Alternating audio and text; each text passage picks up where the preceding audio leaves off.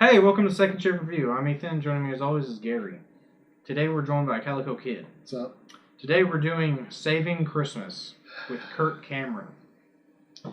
Directed by Darren Dante or something. Yeah. It doesn't matter. So, let's talk about this gem of a movie. The movie's so awesome. good. The movie's so good you couldn't find it anywhere for a long time. This really gets you in the Christmas spirit. Yeah, okay. Yeah, sure it does. This movie is awful. I mean, It is awful. this movie is so just fucking bad. After it came out, Jesus Christ was going door to door asking people if they heard about this new guy called the Prophet Muhammad. Oh wow! It's You like get into it early. It's like, hey guys, how's it going? This has been an official Calico warning. Yeah. It's like, hey guys, it's me, J-Dog, Peekaboo, still see you. But he's like, I know what you're saying, Muhammad, Islam, crazy guys, but even ISIS, they're not as crazy as Kirk Cameron. So check them out. Hey, stop! Get into Do you his think mind. this has to be Kirk Cameron's worst? I just don't get it. I always catch you Right? fuckers watching Could this anything sick worse than shit. that? This is Well, the thing is with this movie, He's actually stands out as by far the best actor by far in this movie. Oh yeah, I'll say that. He's the only actor in this movie. Yeah, true, the too. rest of it's like his friends and family. Family, except for the director who's playing the Christian character named Christian. Who also wrote it. Yeah, Like Kirk Cameron doesn't really have anything to do with this movie, just being in it. This is one of the best. If I had to use one word to describe this movie, it would be cringy. It is so that, especially in the I would middle. use a different word. Shit. Yes. yeah. Mainly the main word. If I had to use two words, it would be Christmas spirit. Now, if you want a No. genuine, honest to goodness, wholesome family Christian movie, a Christmas movie, you watch Die Hard. Exactly. Yeah. Exactly. Yippee-ki-yay, motherfucker. This one, the first time I watched it, I was drunk off my ass and I still couldn't finish it. I watched it again today, sober, for the review, to make sure that it was as bad. And I'm like, okay, well, yeah, this is just awful. Really? You couldn't even spring for anything in the cup there, Kirk? So, like, I like hot chocolate. I know. It's blatantly empty. You got, Saint dubstep over there. Yeah. I think what this movie was intending to do was take people that had a phobia of kind of Christmas. They didn't think that it really represented what Jesus was supposed to be there for. Then it was trying to take them and make Christmas more acceptable to traditional. We'll get into what the ramifications and philosophical questions. And Let's talk about just as a movie. Just as a movie. Just as a movie right now. Editing sucks. The editing's horrible. You could tell they're trying to pad as much time into this movie as possible. It's they take super long breaks to tell you anything. And the pacing, it's like Yeah. okay, here's 20 minutes worth of movie in 5 minutes, and here's 10 minutes of nothing. Yeah. It's like you could have just paced it properly and told a cohesive story. Not a very good story, but at least a cohesive one. It breaks down into the three sub acts where they talk about the nativity scene, Saint Nick, and the Christmas tree, which it's like the Christmas tree turns out to actually be the crucifix, the cross that Jesus was crucified on, because after him there's no more crucifixions. I'm like, really? Yeah. They crucified a guy a year ago. The connections in this movie are just mind-boggling. He's trying to equate Jesus being on the cross and trees because the cross was made of wood, therefore Christmas trees. Hashtag logic. Well, and some of it was just plain wrong. Most of it was. That's another thing. Him trying to bend history to his own will to make his ideology work. The whole thing about that pagans or whatever the pagans were. Who are the pagans? Where are these pagans you Where are say? they at? Or about, like talking about Jesus not being born in December. It's like it makes perfect sense for us to celebrate Christmas in December because that's when everything is dying. And I'm like, they have Christmas in the summer in Australia. Well, and also like at one point in it, he says, people will tell you that, or atheists will tell you that. I'll just say people. People will tell you. Atheists are people too, dude. Yeah, I know, but he never comes out and says atheists. Not until the campaign afterwards. Yeah. Well, he says like people will tell you that. He just says people. He says people will tell you that the Christmas tree came from like the winter solstice or whatever, but that's just not true. And I was like, no, actually, you're just. Let's talk about the campaign. Yes. So, the movie comes out and the critical reception is a 0 on Rotten Tomatoes specifically, and no one in the entire country can give any kind of rating to this movie. It's just a flat 0 all right across the board. Like, I don't even remember how many critics. Like, there was dozens. There's 0. And so, Kirk Cameron steps up to the plate. Hi, boys and girls. Yeah, he gets on his Facebook and he pleads to everyone to go to Rotten Tomatoes and upvote this movie and try and get it really high to like fight back against the atheists. Like, he calls them out directly, and to make his movie great on the internet. But not everybody that was hating that was. Exactly. Here's the thing about that, and I mean, I'm an atheist, and I've been, involved in a lot of atheist groups online and stuff. When this movie came out, atheists were actually the only people that were praising it for how ridiculous it was. I mean, I know people that were having watch parties. It's like, without us watching this thing would have 0 views at all. That's true. Like, people were watching, I mean, not like, there's bad movies people watch, like The Room, where, you watch it and it's fun, everything else. It's like, oh, Tommy Wiseau, that crazy motherfucker. Or you can watch this one and you watch and you're like, Kirk Cameron, this crazy motherfucker. There's legitimate crazy, and then there's whatever he is, which is next level. I mean, if he starts, auditing himself and talking about, Venu, well, we'll be worried then.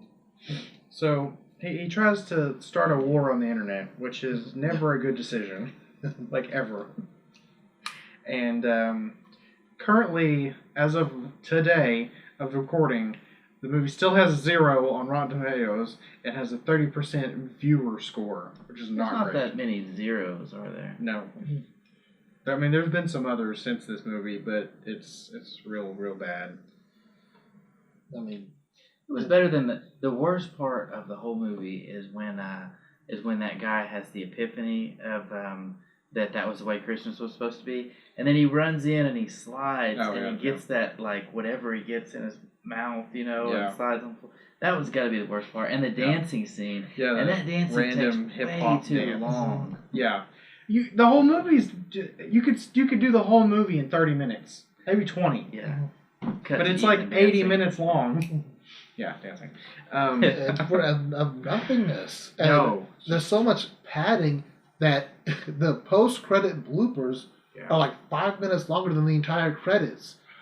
And I mean, the only redeeming factor, like, I would like to see like a buddy spin-off of the black dude and the white dude. They're just sitting there talking about war on Christmas. The conspiracy theorists. Yeah. Yeah. Like, I want some more of that dude. I could watch a 90-minute movie of those two dudes just sitting around, just ranting and raving about Wacky Shirt Friday being gone and the war on Christmas.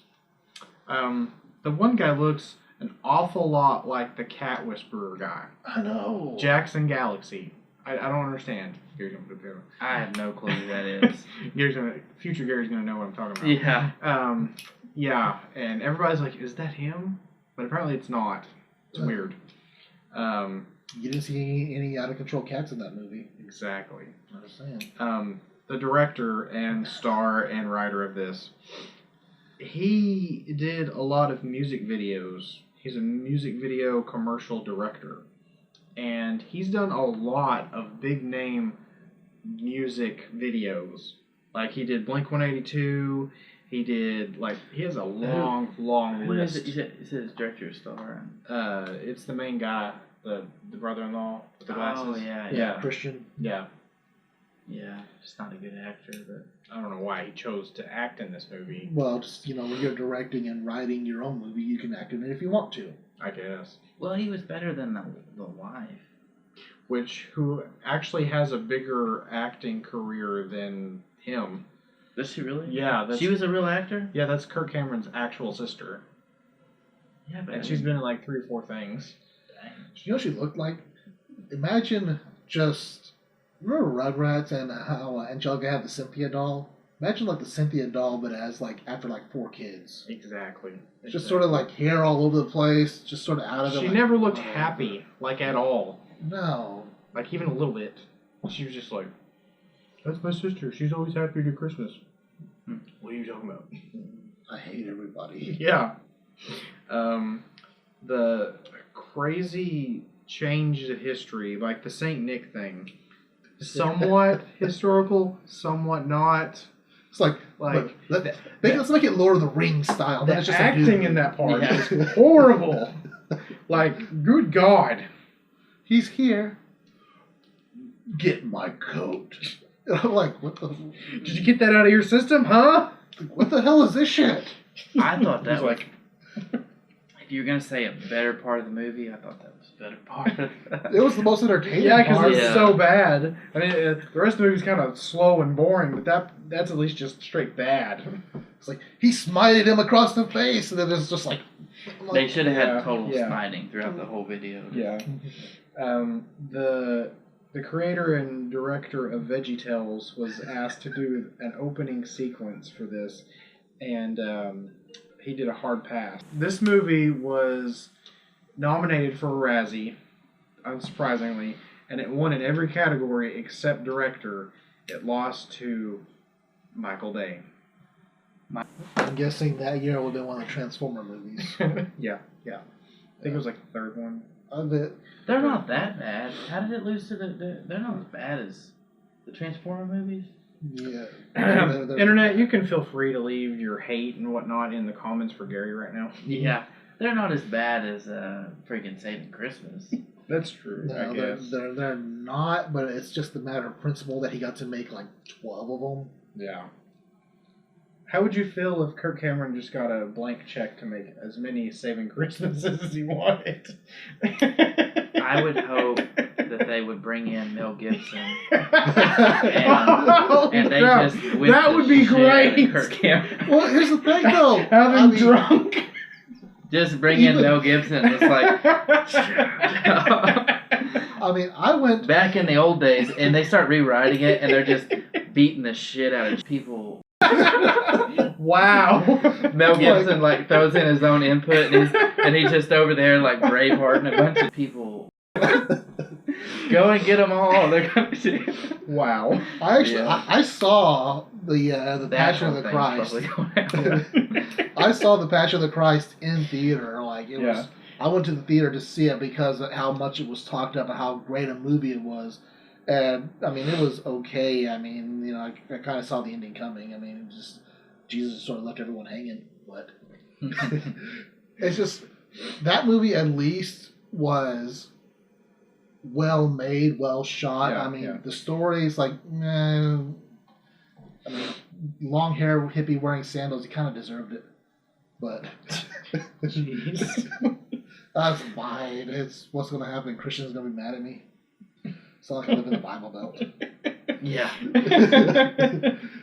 It's okay. Everyone will get along. Right here, Gary will put a picture of Jesus and Muhammad hugging it out. Oh Please yeah, don't. because I can Please totally show Muhammad. Please don't. Maybe one of the 20 people who watch our videos. Let's give this movie a rating.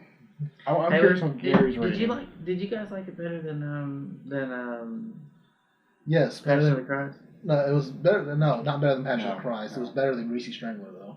Yes. Really? Yeah, I've watched this 3 or 4 times. I'm not going to watch Greasy Strangler again. ever under any circumstance. No. I could at least. I'd rather sit in dark silence for the rest of my life. Solitary confinement forever versus watching a movie. Yeah. Mm-hmm. That'd be pretty bad. So, okay. My rating would be 2.4 awkward dances.